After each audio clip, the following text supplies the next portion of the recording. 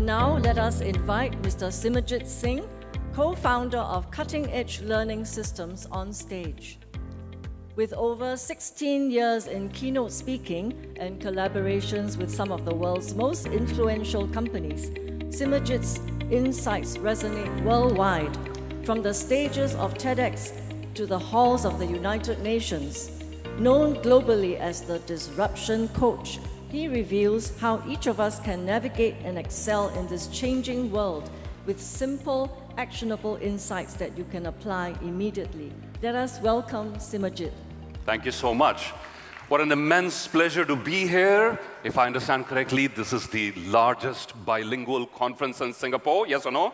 Give a huge round of applause for the organizers, please, for putting together an impeccable conference here that we can all learn from. So from the implementation guru, that was Robin, to the disruption coach, that's what I call myself, Simajit Singh, disruption coach, short is DC. You see, my grandmother wanted me to grow up and become a DC, which is back in India as a deputy commissioner. I could not do that. So in order to honor her memory, when I became a coach, I decided to call myself the disruption coach. And I'll just build a little bit upon what Robin already said, that knowing something is one thing, yes or no? By the way, do you want a speech or an experience? Some of you are not sure. Two choices only, speech or experience. I get paid the same both ways. It's your choice. Experience, so number one qualifying criteria for experience is your participation, right? So just building on what Robin said already, that knowing something is one thing, and implementing that thing is another. That's what he just said. That's what his keynote was all about, right? And let me just build on that a little. For the first person who will come up on stage with 2 Singapore dollars, I'll 10x it with $20 right now. I'm not kidding. First person to walk here with $2, just walk up here, $2 cash, not a digital payment, and I 10x it into $20. You have to come up on stage with $2.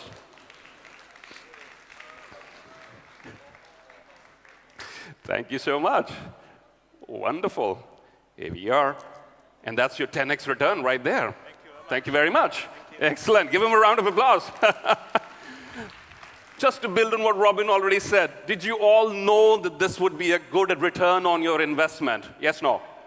You all theoretically knew it. It'll be a 10x return. Yet only one person out of 800 or 700 actually implemented it. So results belong to those who implement what they know. And I have 15 minutes today. As an international professional keynote speaker, most of my speeches are usually 45 to 60 minutes. So when we first decided on the speaking slot, part of my brain, which was the fixed mindset, which was the what?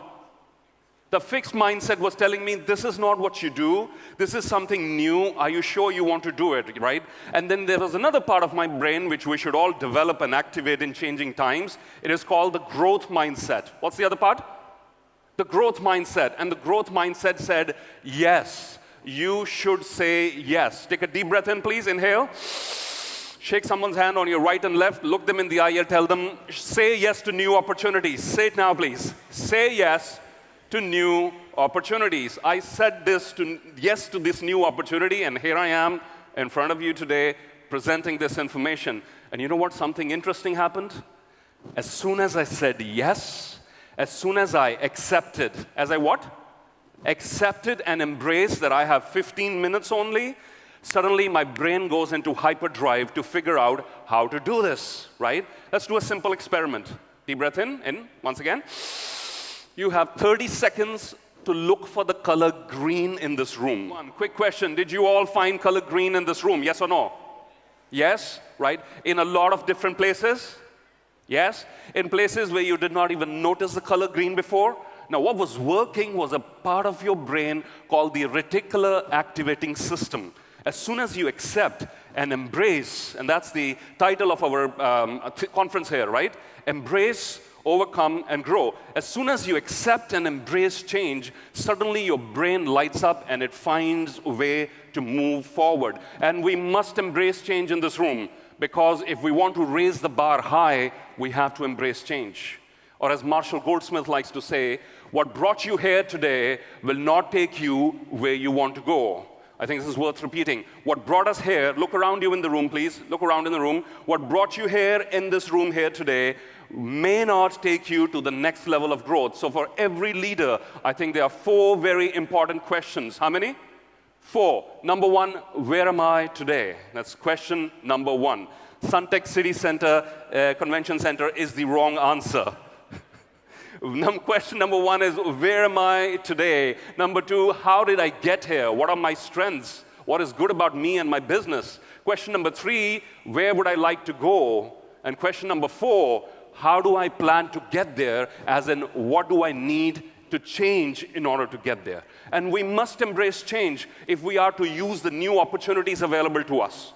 There's a leading airline in India. The name is Indigo Airlines. Raise your hands if you've heard about them, Indigo. They started as a low-cost carrier, an LCC. They suddenly noticed that the disposable cash available with the average Indian traveler is growing a lot, and they are losing money because they don't have business class seats.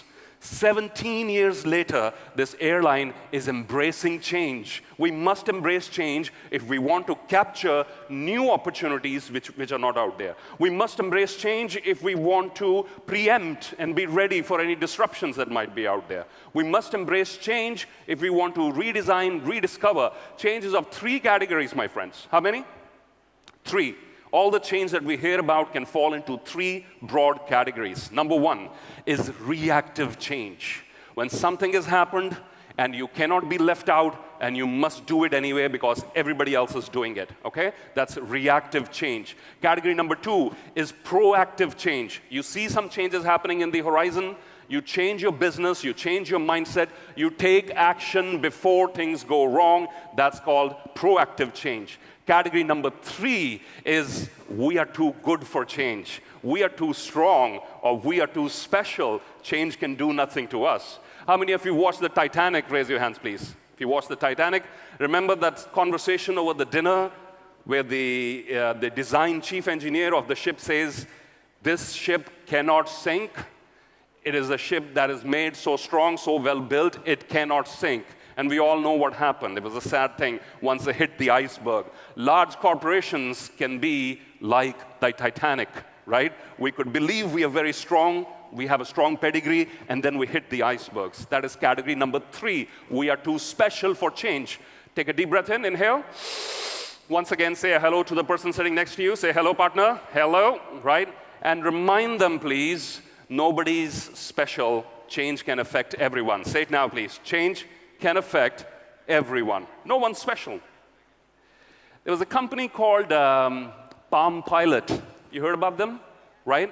I was in Phoenix, Arizona in the United States. The year was 2001 when they started manufacturing the PDAs, the term they used back then for personal digital assistants.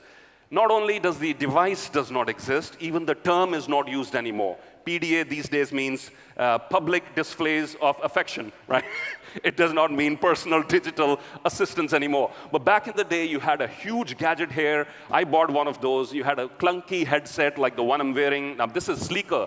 It had a clunky headset, and we would pretend around walking to be very cool, wearing the latest device.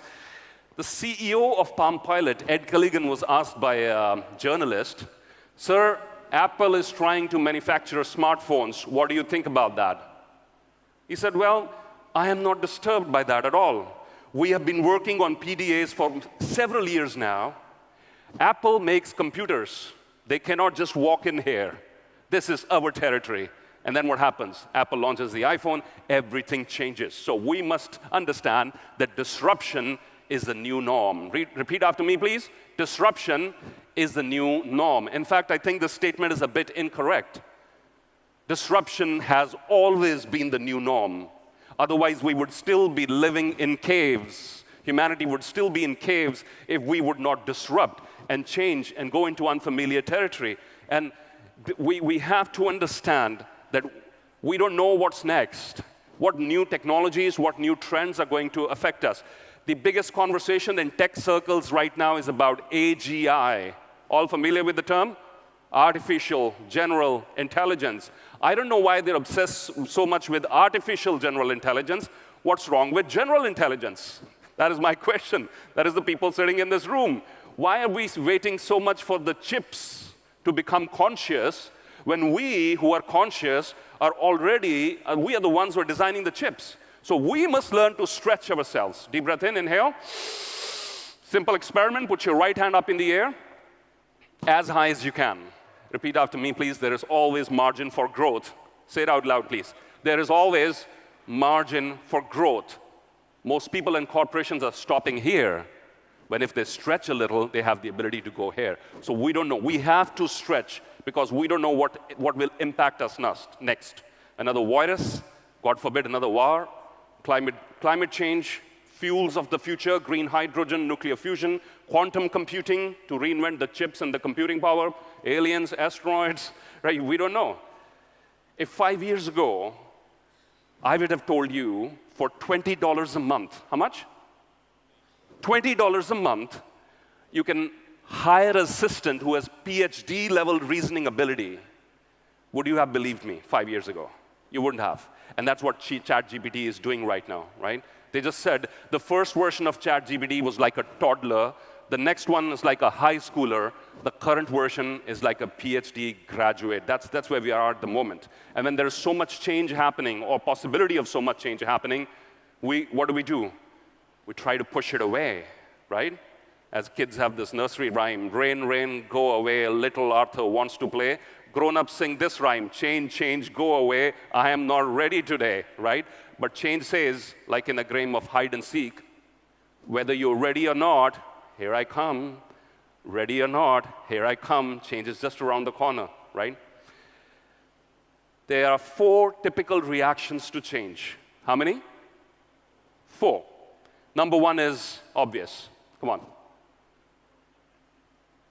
No. Number 2 is not me.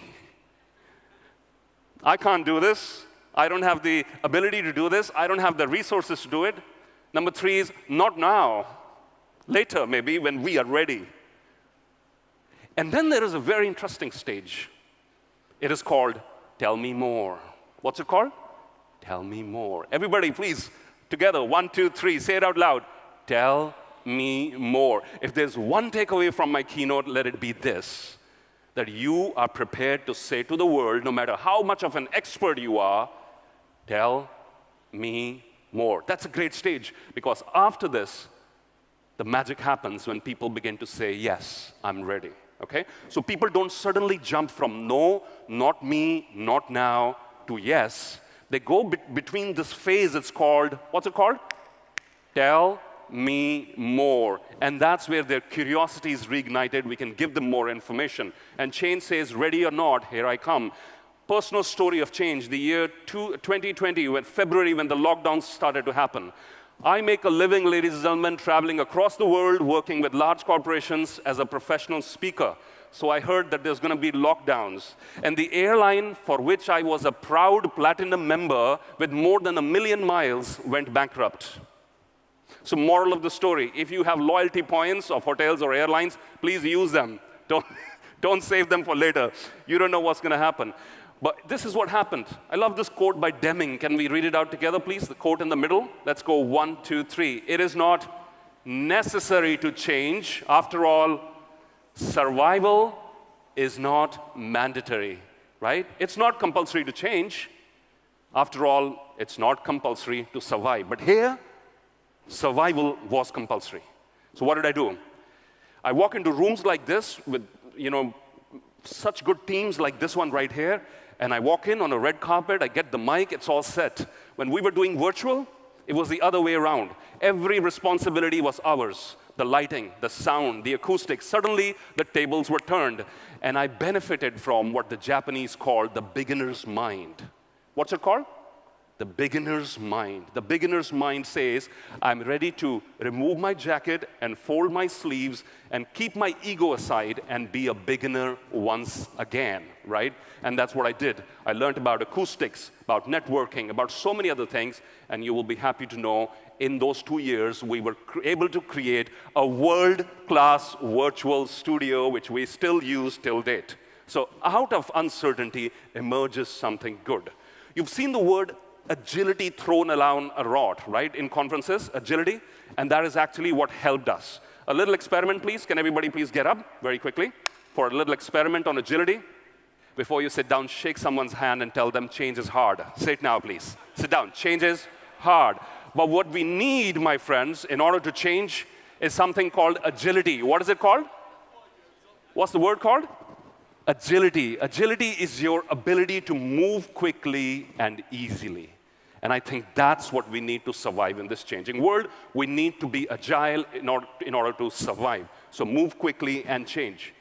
Organizations also have agility, which is their ability to renew themselves. But please understand, there can be no agile organizations without agile people. When people are learning, the company learns. Yes, no? When people are flexible, the company is flexible. Yes or no?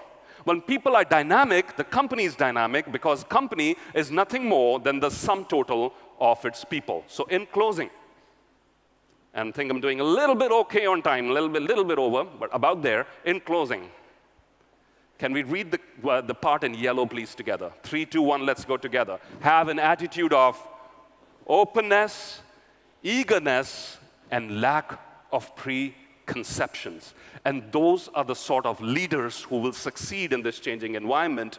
And in the Zen philosophy, they call it the beginner's mind. It's not about being a beginner.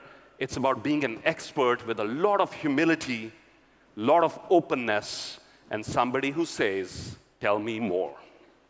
Okay? So a beginner's mind is an expert who is saying out loud in every action, tell me more. You've been a wonderful audience. Thank you so much. I'll see you later. Thank you, Simajit.